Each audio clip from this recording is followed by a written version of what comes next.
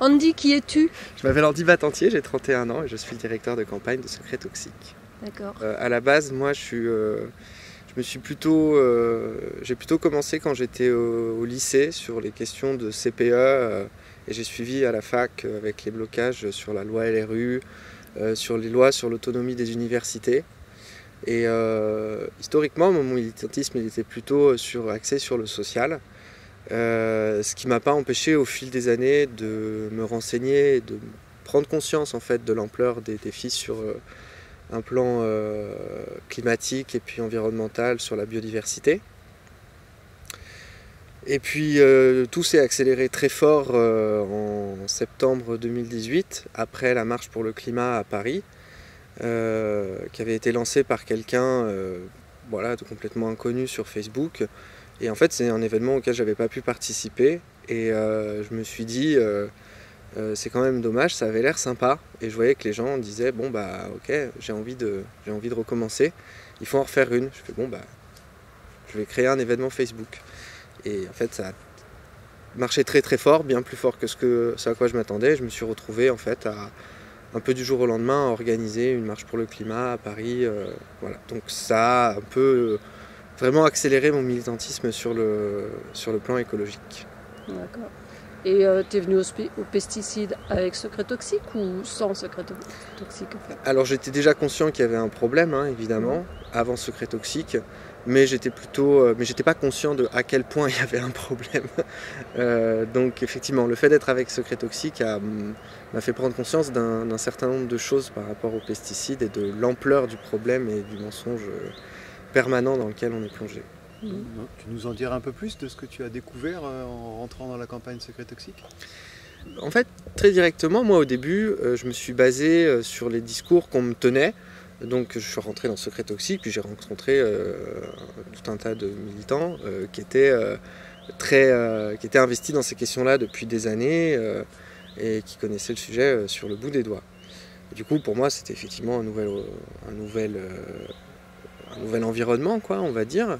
Et donc du coup, pour ce qui est de l'ampleur des problèmes qui étaient décrits, par exemple des trucs du style, on n'évalue pas les pesticides sérieusement avant de les mettre sur le marché.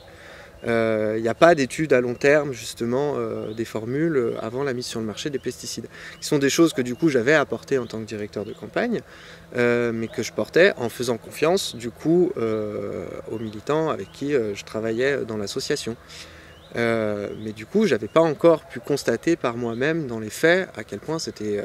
parce que j'avais un peu du mal à y croire en fait tout simplement. Et du coup effectivement quand j'ai été mis avec les éléments tangibles, concrets devant les yeux, puis ma compréhension du dossier s'améliorant en fait au fur et à mesure des semaines, du coup j'ai pu effectivement catalyser un certain nombre de choses, de problèmes. Ce qui, effectivement, c'est l'anecdote que j'avais racontée, c'est qu'effectivement, je me suis mis à manger bio, par exemple, parce que j'avais toujours eu un peu une petite réticence à aller là-dessus. Déjà parce que j'avais pas beaucoup de sous, et ensuite parce que j'étais très préoccupé par l'idée. Il y a cette histoire un petit peu classique du capitalisme où tu as quelque chose qui est bon et disponible pour tout le monde, puis on pourrit tout, et ensuite on nettoie un petit morceau qu'on va vendre plus cher à une partie des gens. Et du coup, j'avais cette logique de dire, c'est pas sur le bio qu'il faut écrire bio, c'est sur la merde qu'il faut écrire merde. Et il y a tout un tas de pratiques. Moi, en plus, j'ai fait de la sociologie de la culture dans mes études. J'étais très porté sur les questions de distinction par la culture, de culture légitime, etc. Et donc, il y a une logique de distinction en disant, voilà, moi, je suis un peu mieux que tout le monde parce que je me nourris bien, je me nourris mieux. Et moi, du fait de mes origines sociales, du fait de mon militantisme social à la base, c'était quelque chose qui me touchait beaucoup parce que je me disais, en fait, ce qu'il faut, c'est ça, que ce soit la norme, en fait. Et du coup, je me disais, j'avais pas envie d'aller acheter bio pour des raisons politiques aussi, en me disant, moi, je préfère manger la bouffe de tout le monde et puis plutôt réfléchir à un moyen de généraliser ça pour tout le monde. Et puis bon voilà, je travaille dans Secret Toxique, j'en apprends petit à petit. Puis en regardant un documentaire, je découvre le phénomène de maturation chimique cette idée d'aller mettre du glyphosate sur des champs de blé qui vont pas mûrir à temps. Et puis après... Et en fait, là, je me rappelle que j'étais dégoûté, vraiment dégoûté, écœuré, quoi. Et là, je suis sorti de chez moi, puis j'ai été acheter un cahier pour des trucs. Et en fait, en passant, je suis passé devant un magasin bio, je suis rentré, j'ai acheté un paquet de pâtes, et je suis ressorti, parce qu'il fallait que je fasse ça, quoi. Et en fait, après, effectivement, voilà, quand je mangeais la bouffe que j'achetais normalement, je sentais le goût du pétrole, quoi. Il y avait un truc psychologique qui s'était passé. Donc là, j'ai dit, bon, bah tant pis, en fait, genre, là, j'ai plus le choix. Je vais aller acheter bio, et puis, bah voilà, je mange mieux, c'est tant mieux, quoi. Et si tu veux continuer à militer, il faut rester en bonne santé. Oui, en effet, en effet. Mais j'ai pas perdu cette idée, quand même, qu'il ne faut pas que ce soit quelque chose de réservé à une niche, en fait. Il faut que ce soit la norme. Et moi, je suis vraiment plutôt intransigeant là-dessus. En tout cas, dans ma perspective politique, c'est quelque chose auquel je tiens beaucoup. Donc du coup, ce qu'amène la campagne Secret Toxique, par cette remise en question de l'évaluation, et donc l'évidence qu'on a que rien n'est fait correctement, ça nous mène un petit peu vers ça, puisque peut-être qu'on va sortir des pesticides, ou que la mise sur le marché de pesticides va être beaucoup plus compliquée si on applique réellement le règlement européen. Tout à fait. C'est ça qui me plaît beaucoup dans ce boulot, du coup. Parce qu'effectivement, ça a beaucoup de sens ce qu'on fait. C'est pour ça aussi, par exemple, le dernier COPIL avant les vacances, j'ai beaucoup insisté pour qu'on reste sur cet objectif-là, de rester, nous, sur une position que ce qu'on recherche, c'est la sortie des pesticides, et que c'est là le but de notre action. C'est pas d'obtenir une amélioration à la marge d'un système qui de toute façon est pourri en profondeur. Et donc ce qui permettrait justement d'assainir en fait finalement la nourriture pour tout le monde et de changer un système agrochimique et de l'entraîner vers un système agroécologique. Et je pense que ce qu'on peut faire, ce qu'on est en train de faire, si on y arrive, après bon voilà, j'ai évidemment l'enthousiasme des néophytes, hein, je m'en cache pas, et c'est bien qu'il y ait ce genre d'équilibre aussi, je pense, dans un collectif. Mais du coup, je pense que si on atteint nos objectifs, effectivement, on provoque un changement de nature, un changement qualitatif dans le fonctionnement général. C'est un changement de paradigme en fait qu'on cherche à provoquer, et ça c'est très intéressant. Donc tu as l'occasion de travailler avec des militants, avec des salariés qui travaillent sur la com, et avec des eurodéputés et des députés nationaux français. Comment ça se passe ce travail avec toutes ces personnes? Est-ce que c'est difficile, pas difficile? Est-ce que c'est possible de les mettre en accord les uns les autres? Enfin, comment ça se passe pour toi? Alors, moi, mon rôle là-dedans, je le vois comme celui d'un facilitateur, d'un animateur, d'un coordinateur et, in fine, d'un directeur, quoi. C'est-à-dire que moi, mon rôle, c'est de faire en sorte que les savoirs, l'énergie, les compétences des gens qui sont présents, leurs connaissances issues de l'expérience, elles soient mises à profit au sein d'une équipe, donc de former un collectif qui fonctionne, de créer les liens, de faire fonctionner les rouages entre ces personnes-là. Et du coup, en tant que directeur, c'est moi-même de créer une ligne. Parce qu'à la fin, je passe beaucoup de temps dessus, comme tout le monde, mais du coup, j'ai une vision globale d'ensemble et je fais cette proposition. Et puis après, je dois être à l'écoute des différents retours qui sont faits pour que d'un côté ou de l'autre, en fait, pour adapter et construire une ligne commune qui permette en fait à tout le monde d'avancer. Donc c'est quoi les protagonistes de Secret Toxique? Donc qui travaille, qui va vers justement l'objectif visé? Il y a le bureau de l'association. Le bureau de l'association est un des acteurs majeurs, le conseil d'administration, le comité de pilotage, qui on se voit toutes les semaines, qui sont des gens issus d'associations. Qui du coup pilotent vraiment la campagne. Là pour le coup c'est vraiment les personnes qui décident in fine en cas de désaccord, il faut bien que quelqu'un tranche et du coup c'est de ce côté là que ça va trancher parce que c'est une campagne qui appartient aux ONG d'abord et avant tout. Ensuite il y a des scientifiques, donc Gilles-Éric Serralini et son assistant Gérald Ginger, qui du coup nous font bénéficier de leur expertise technique sur le sujet, de leurs connaissances scientifiques et qui du coup nous permettent d'affiner le discours et d'avoir un discours le plus exact possible du point de vue scientifique. Il y a un conseil juridique, du coup, Maître Tumrel, avec qui qui du coup nous conseille sur les aspects juridiques. Il y a toute la coalition d'associations avec qui on échange une fois par mois pour un petit peu, pareil, affiner la stratégie, essayer de les mobiliser, essayer d'élargir la coalition, de toucher plus de monde. Du coup, il y a le groupe des parlementaires et de leurs assistants, grosso modo, qui ont eux aussi un conseil juridique et qui sont du coup la force politique, le poids politique qui donne en fait une force de frappe importante à notre campagne.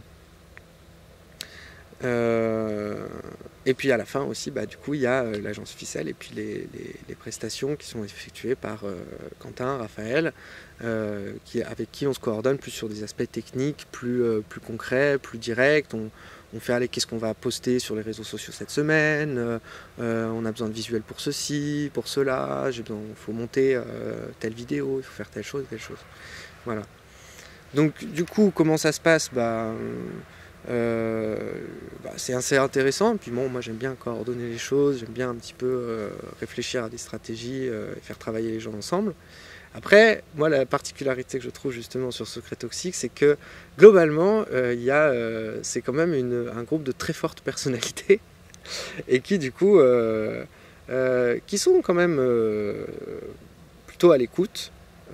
Les uns des autres, mais par contre, une fois qu'il y a une idée qui est implantée dans l'idée de quelqu'un, une fois qu'il y a une idée qui est implantée dans la tête de quelqu'un, cette personne va la défendre mordicus, et il peut y avoir des divergences comme ça qui s'expriment, et du coup, à la fin, mon rôle, c'est de faire en sorte que les gens se parlent, donc, et se comprennent surtout. Parce que des fois, quelqu'un parle et puis l'autre lui répond quelque chose sur un ton aussi directif, mais moi je suis au milieu et je me rends compte que les deux ne se sont pas compris. Donc du coup, il faut que j'arrive à reconnecter pour qu'au moins la discussion ait lieu sur des bases communes, quoi. Voilà. Bon, alors tu crois dur comme fer là, du coup si c'est l'histoire que tu m'as racontée tout à l'heure là. Si quelqu'un te dit ouais non mais de toute manière on n'y arrivera jamais, tu as vu ce qu'il y a en face et tout. Moi je lui dis on s'en fout en fait, c'est pas la question. Et en fait ça finit par m'agacer. Avant je cherchais à me justifier, etc. Maintenant je dis on s'en fout en fait, c'est pas la question. On doit le faire. On doit le faire déjà sur une question de principe. Parce qu'on est en pleine catastrophe écologique, que c'est un système destructeur pour la nature et à la fin pour les gens, pour l'humanité en fait en général. On est en train de se suicider à petit feu en fait. Et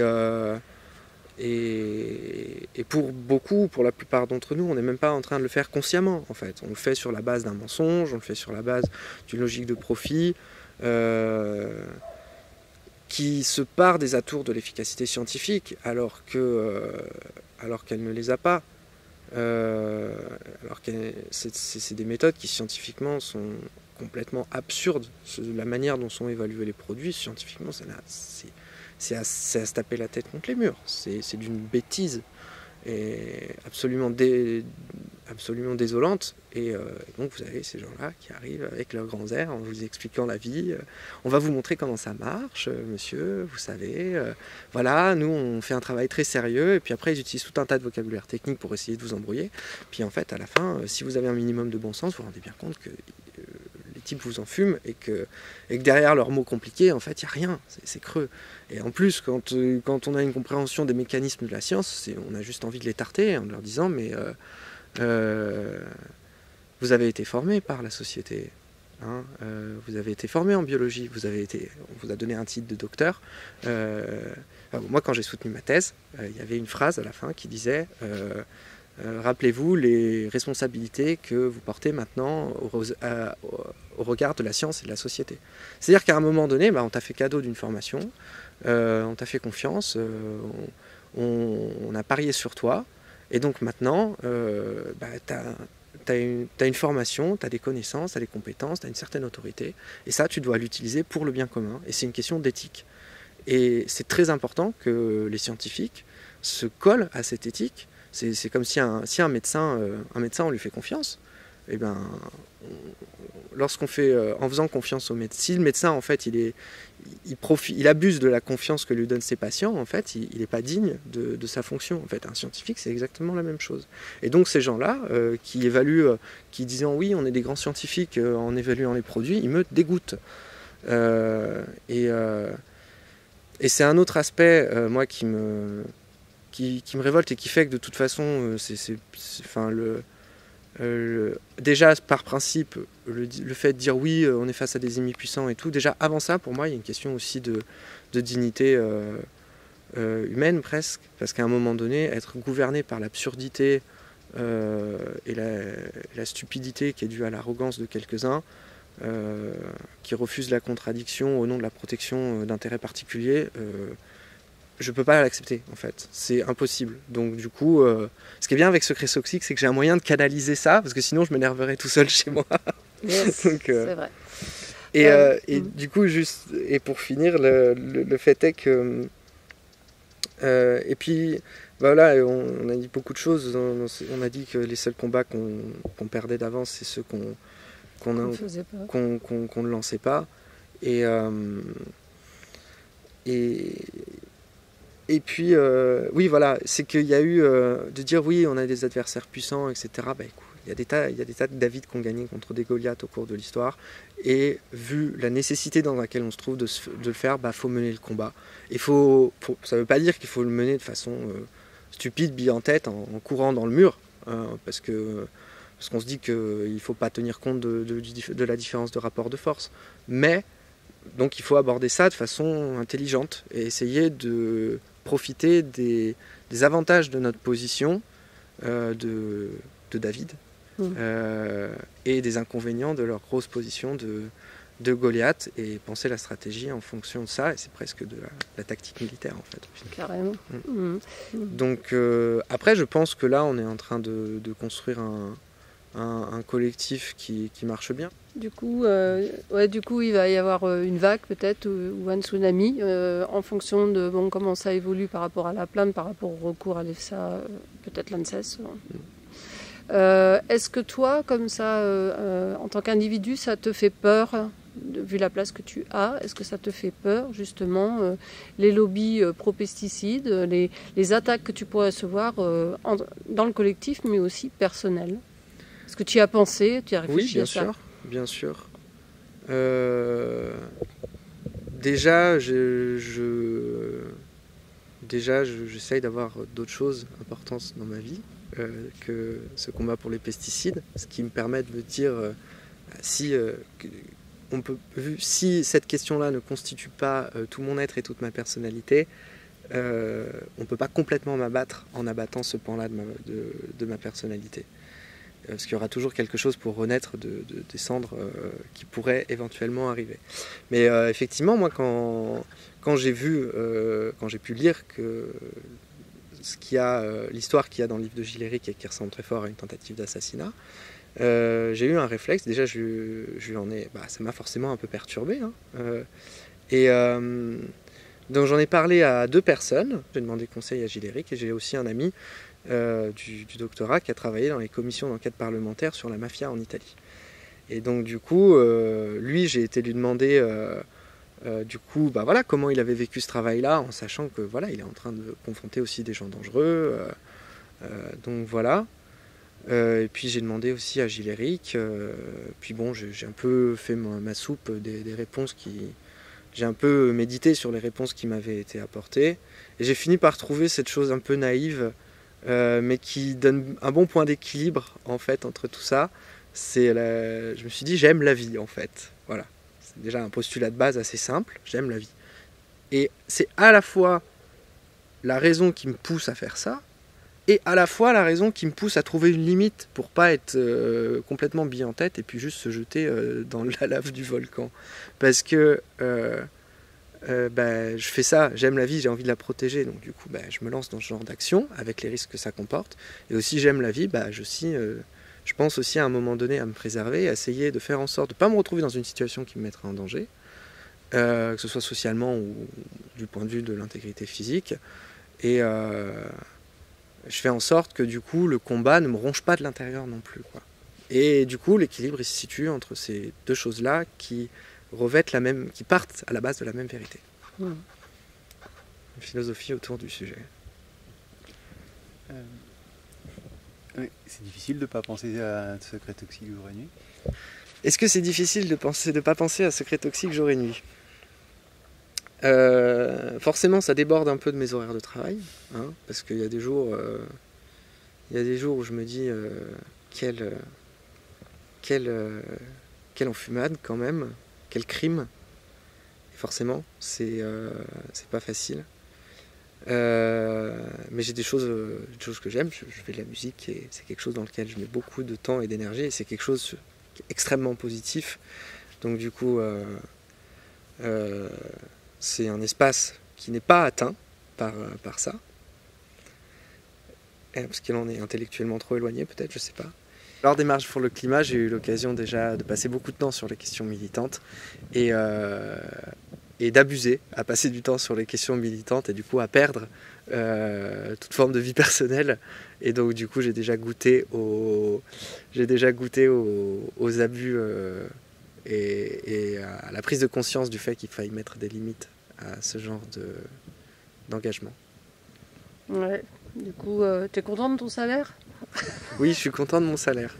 Et qui est assez justement placé, justement, je pense, parce qu'il correspond à ce que je toucherais en tant que postdoc. D'accord. Donc ça correspond relativement à la fois ce à quoi je peux attendre et qui est en lien avec mes compétences. Donc à mon avis, il est au bon endroit, je pense. Je vous renvoie la balle. Si vous pensez qu'il est au bon endroit ou trop élevé. Pour finir, tu es bien dans ton travail? Oui, je suis bien dans mon travail. C'est assez c'est prenant. C'est un bon cocktail entre ce que j'ai envie de faire, ce que je sais faire. C'est assez varié. Ça peut être un peu pesant parce que je suis tout seul et parce que le sujet est lourd et qu'il y a des jours effectivement où c'est déprimant, quoi. Mais bon, après, je pense que j'ai pas à me plaindre. Et j'aurais une dernière question, à moins qu'il y en ait d'autres. Si tu devais regarder aujourd'hui, avec ton regard de citoyen externe à Secret Toxique, qu'est-ce que tu dirais de cette action? Tout en la connaissant, mais en gardant le regard de quelqu'un non impliqué. Si tu prenais un petit peu de recul, si tu repensais au Andy qui est arrivé à Secret Toxique il y a 8 mois, pas tout à fait, 6 mois, sachant que Secret Toxique c'est une action qui est que 10 mois, qu'est-ce que tu en dirais aujourd'hui? Cette question est particulière parce que mon regard il est forcément très conditionné par mon implication. Je pense que si j'étais pas aussi impliqué, je comprendrais beaucoup moins en fait ce qui se passe à l'intérieur. Et du coup, je pense qu'il y a un équilibre des forces en fait, du point de vue de la communication, de la symbolique, entre les gens qui sont informés, du coup, comme nous, et les gens qui ne le sont pas ou qui le sont moins, et qui, par conséquent, sont sujets à la propagande des industriels, à leur stratégie de communication, qui sont une sorte de bulldozer comme ça, culturelle, qui assènent des vérités avec tellement de moyens que finalement elles rentrent dans la plupart des crânes, elles influencent les comportements, les choix électoraux, les choix politiques. Donc je pense que si j'étais pas aussi impliqué, je serais toujours effectivement en train de me chercher j'aurais moins de certitude quant aux problèmes qui sont liés sur le sujet. Je pense que le bon exemple de ça, c'est justement les doutes que je peux ressentir au début quand je rentre, que du coup je me contente de vous faire confiance de façon aveugle, ce qui n'est pas dans mes habitudes, mais en me disant bon bah ces gens-là savent de quoi ils parlent et j'aurai bien assez tôt la confirmation que ce qu'ils disent est vrai. Donc là maintenant je l'ai obtenu, donc